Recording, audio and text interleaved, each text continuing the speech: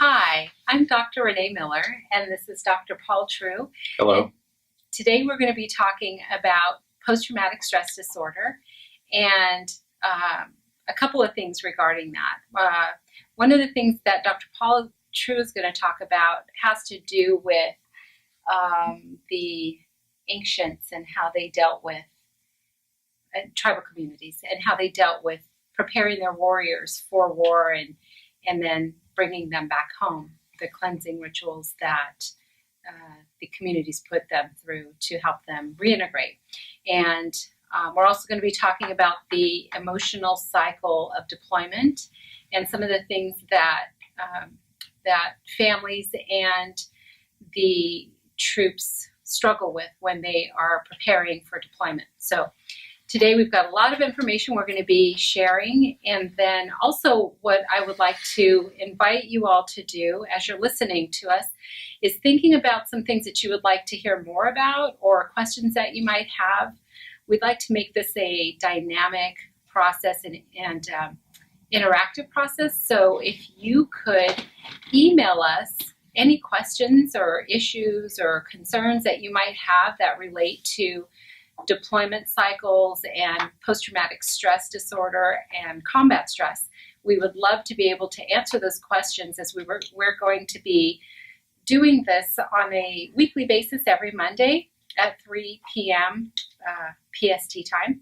And so we would love to be able to answer your questions and get those from you. So we're going to go ahead and start there. Dr. True, if you'd like. Sure, thanks.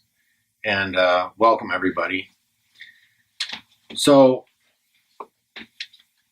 what we're looking at, it seems like on a national level and in terms of the military has been characterized as kind of a crisis of post-traumatic stress.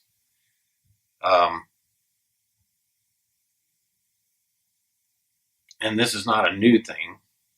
In fact, it's been noted since about the late 1700s that there were effects of combat and war upon the soldier.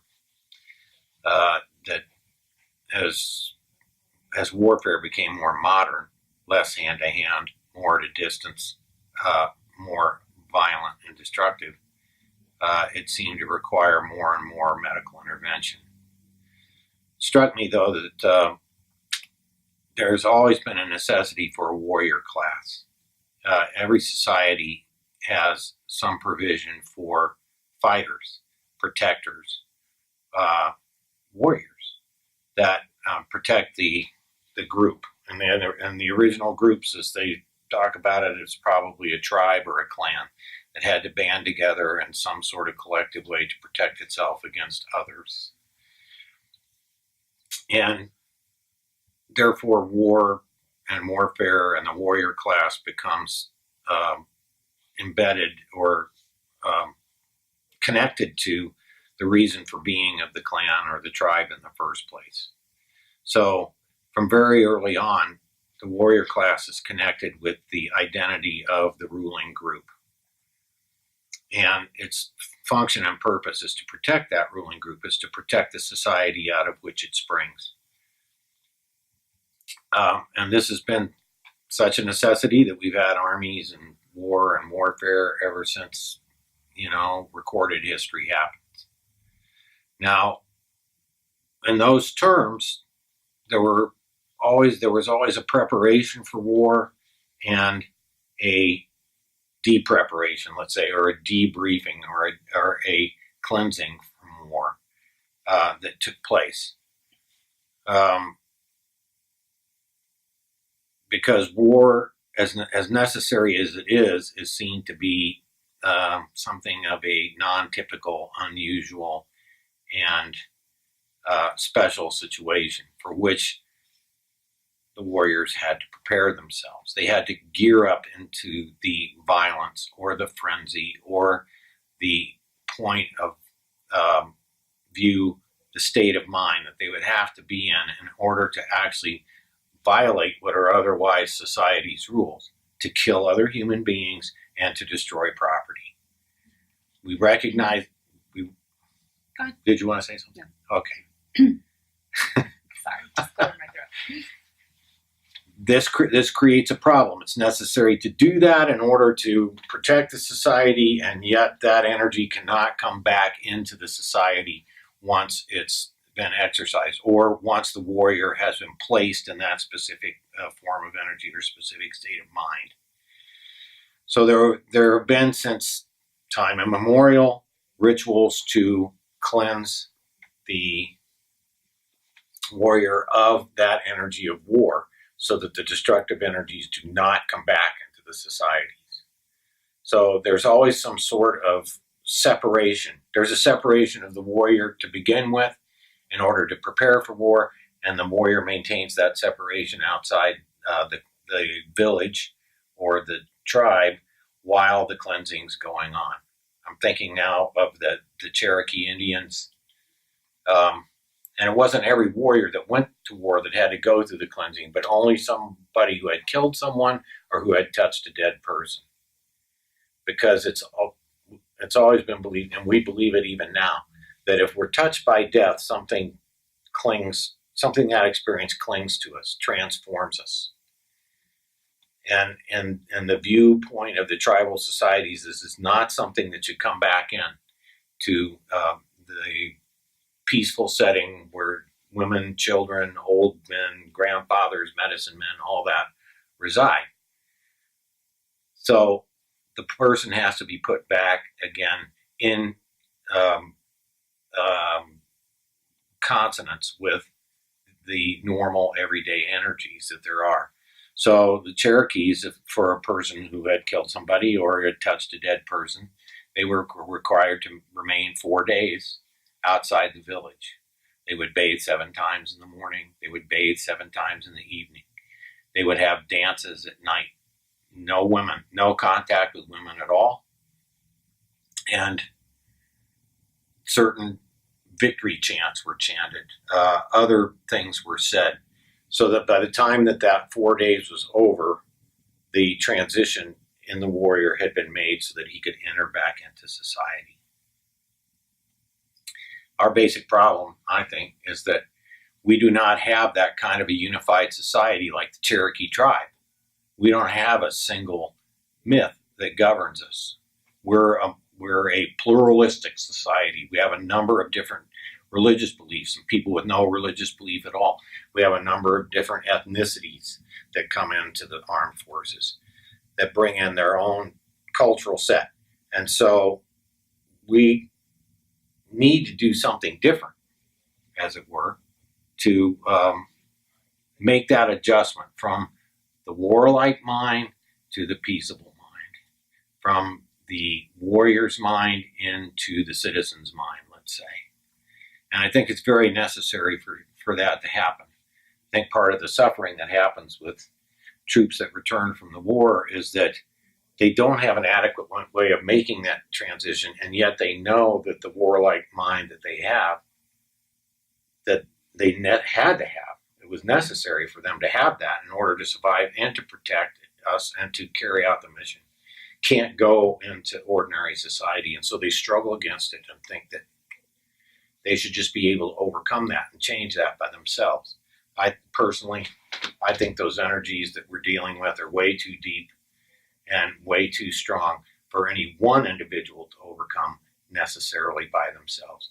Therefore, the need for ritual, which is all that's done by tribal elders or by somebody who's outside the warrior class. That's always been recognized, and I think that because we're missing that fundamental truth, we have some of the problems that we have. Right. So problems like domestic violence. Yes.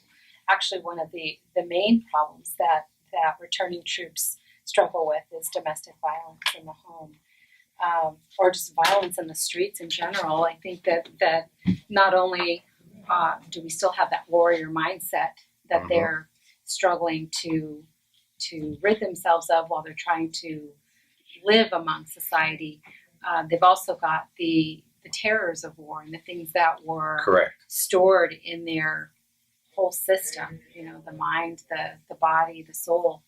And if those systems aren't cleansed or those memories aren't adequately processed, then we end up with what we call PTSD, which includes nightmares, flashbacks, feelings of unease and hypervigilance, hyperarousal.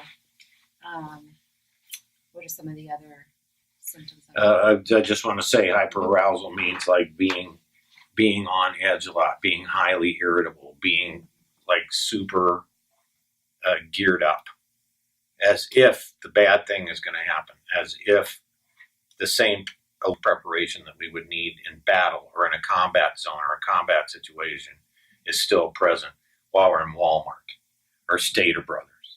Or just even driving down the street. JCPenney. Yeah. I had someone I worked with years ago who had come back from, I believe, from Iraq, and at the time, that was the war that we were engaged in, and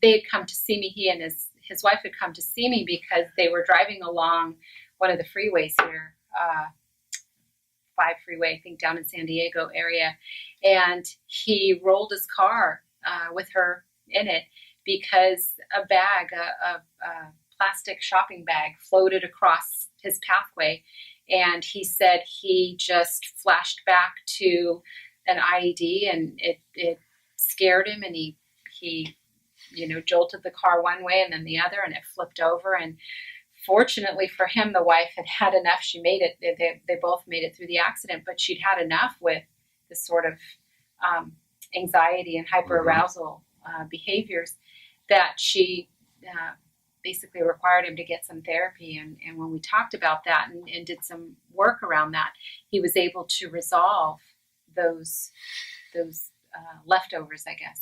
Right. Which is something else that I'd like to talk about, is how trauma gets encoded in the body like that.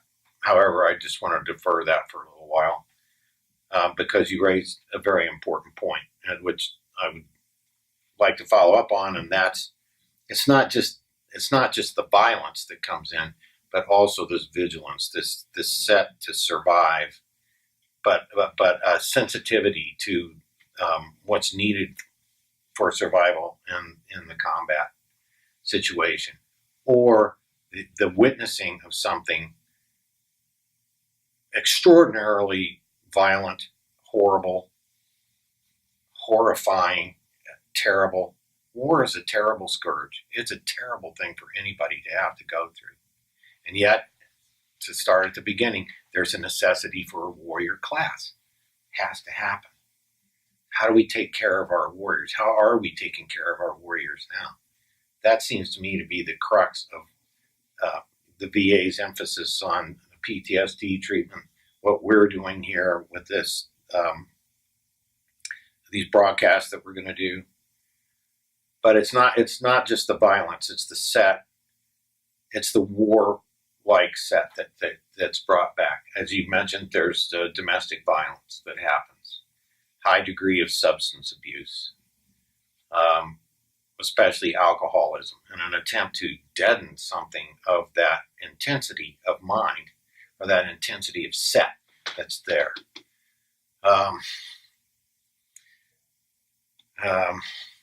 Trying to think of some of the other things that happen. There's very often reckless behavior because there's so much intensity and on-edgeness in the body that something has to be done with that. I had a client who was a combat vet, was in the original, the first invasion in Iraq in 2003. And after he got back, he would have the strongest urge to get on his motorcycle and speed 90 miles an hour over unpaved, desert terrain, which is really, really risky and dangerous. And yet he said if he didn't do something that intense, he felt like he was going to explode. He was just going to go crazy. So there are traces. There are traces of our experience that are left. Or in this case, it's a deliberate mindset that they're put in. It's a deliberate development of that warrior mentality necessary for survival, necessary for the survival of our nation, our way of life. And yet, we don't seem to do an adequate job of translating that, dialing that down, really helping it be integrated and stored so that it can be brought out again if need be. Because I understand from what you've told me that that's also an issue. Would you like to comment on that? Well, with hypervigilance? No, with the idea, especially among active duty members, that Yeah. they really don't want treatment for their PTSD because they may need that set again. Well, for active duty troops, they're looking at it more from the perspective of combat stress rather than PTSD. Okay. They're looking at it from that perspective that, yes, combat stressful, and I need to be prepared to go back. I need to have that edge that's going to make me a good warrior. But in the meantime, while I'm here at home with my family, what do I do with that? And so one of the things that was done, I think it was documented in 2013 by Dr. Francine Shapiro and Daniel Amen over at the Amen Clinic, where they conducted a study with veterans and active duty members. And what they did was they did a brain SPECT scan on the blood flow of the brain to get a baseline to see what PTSD or combat stress looks like on the brain. How's the blood flowing through the brain? And so once they had that baseline, they administered EMDR, or eye movement desensitization and reprocessing, which allows the brain to reprocess dysfunctionally stored traumatic memories.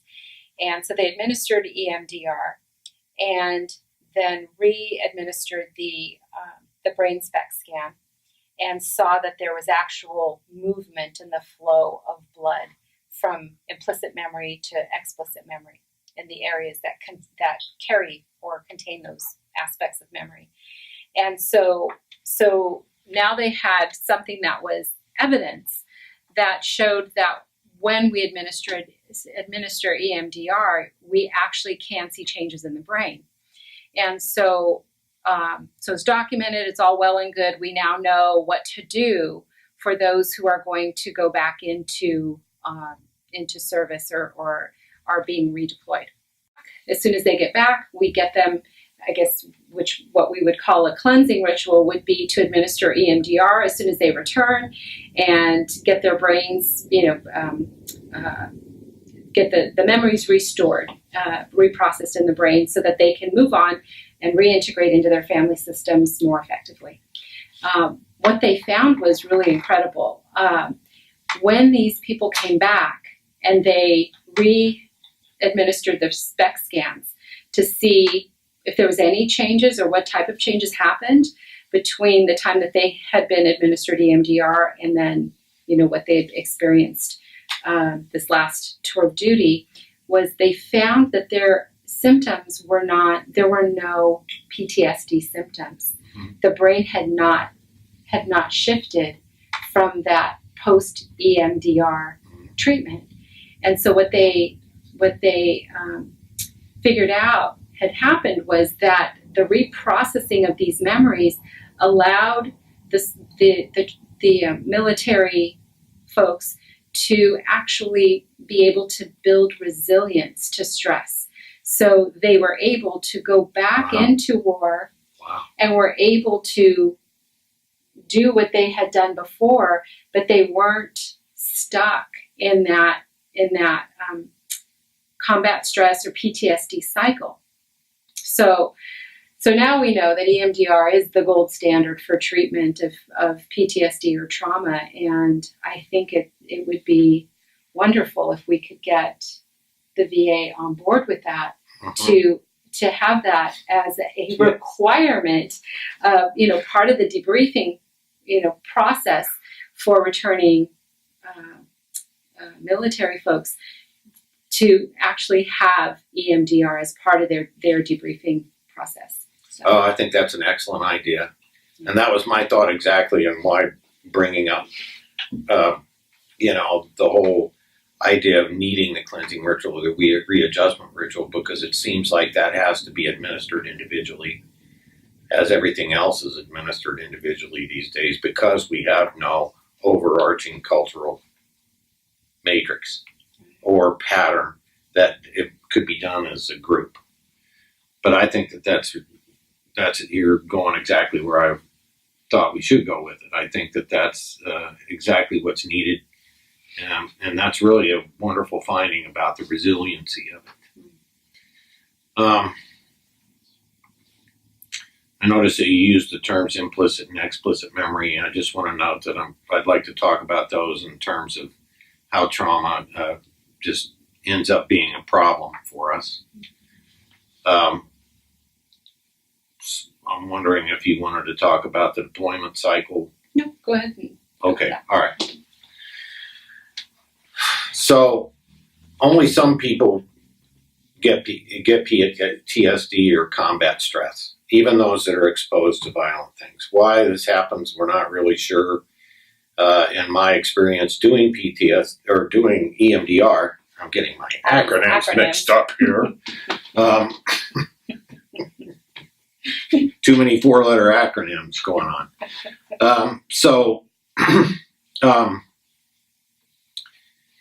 It seems the people that are most troubled by trauma or traumatic stress, which has a characteristic pattern. Basically, there's a triad: intrusion, avoidance, arousal. The memory of the event keeps presenting itself in some way, like in a nightmare or flashback. We try everything we can to avoid it. We don't go certain places. We don't talk about certain things. We don't look at certain movies. We don't want to be around certain smells or sounds, etc. And then arousal is what we discussed earlier when Renee had mentioned hyperarousal. So for only people that are bothered by that, or people who are troubled by that sort of triad, generally have some sort of prehistory of trauma, as I've found. Because part of our protocol in working with EMDR is that we take a history. We really have to. We need to know what's gone on in people's lives. And it's the most amazing thing to me is that many times there's a very, very key event that's laying way back there in childhood somewhere that sort of set the sail or set the course so that traumatic events are repeated throughout the lifetime. But the original event itself sort of gets lost back there in the mists of prehistory, personal prehistory. And so in order for that to come out, we have to do some work. We have to do some exploration. We know a lot more now than we used to about what happens with traumatic events with people who are prone to have them. First of all, our conscious mind, the mind that we're in most of the time, we're just attending consciously to what's around us, and we're aware of what's around us. It's really a very small part of the brain's functioning. Most of what goes on in the brain and in the body, and the brain is part of the body, and is happening very, very fast and without our conscious intervention at all. Most of the time without even our knowledge.